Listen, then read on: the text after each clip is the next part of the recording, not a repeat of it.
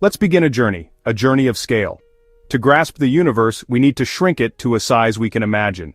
Picture the entire Earth with all its life and history shrunk to a single grain of sand. Everything you know, every story ever told, now fits on a speck you could lose in your pocket.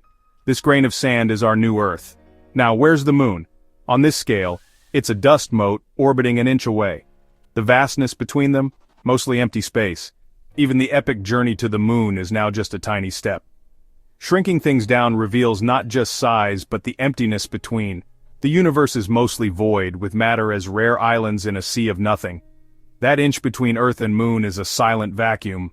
Take a moment to imagine the weight of that grain of sand, our planet. From here we'll build up to the largest structures in the cosmos. This mental exercise helps us wrap our minds around the unimaginable. Ready? Our journey has just begun. We're about to leave our grain of sand behind and venture into the solar system. The cosmos awaits. Let's see how our tiny speck fits into the grand scheme.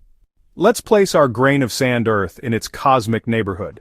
If Earth is a grain of sand, the sun is a glowing grapefruit. Imagine it, a grapefruit surrounded by tiny specks. Jupiter, a large blueberry. Saturn, a hazelnut with a paper-thin ring. Mars and Venus are grains of sand. Mercury, a barely visible dust speck. Uranus and Neptune, two small coffee beans far from the sun's warmth. Our solar system is a fruit basket. Grapefruit, berries, beans and sand, floating in a vast emptiness. The distances between these objects are immense, even on this scale. Most of the solar system is empty space. We are a handful of tiny worlds bound by gravity circling a single star. This is our cosmic family, and it's just the beginning. Now, let's lay out our fruit and sand solar system.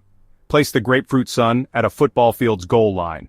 Earth, the grain of sand, sits at the 30-yard line, 30 yards of emptiness. Light from the sun takes 8 minutes to cross that distance. Jupiter, the blueberry, is 150 yards away beyond the field, into the parking lot. Neptune, the coffee bean, is 900 yards out, 9 football fields away.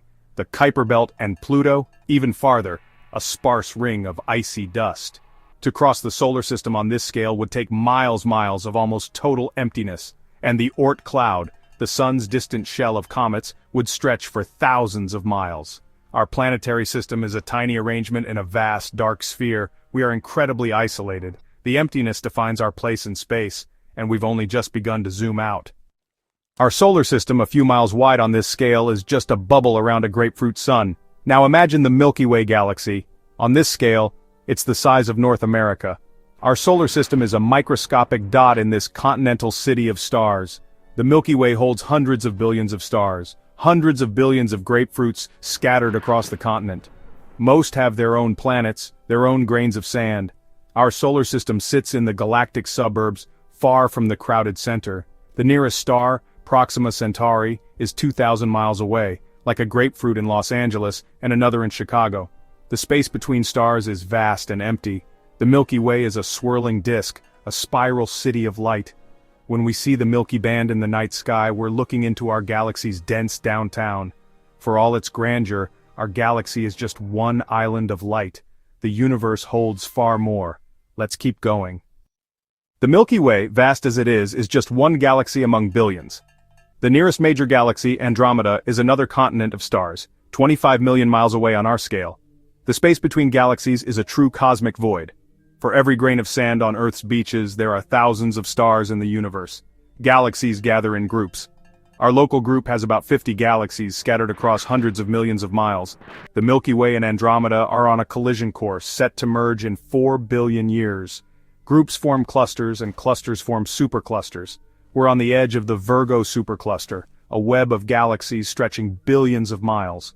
Our place is one tiny household in a vast cosmic network. The universe's structure is grand beyond imagining.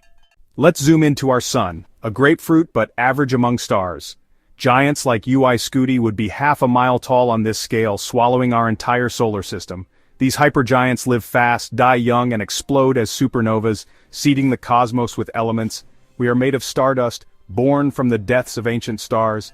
The universe is deeply connected, and then there are black holes.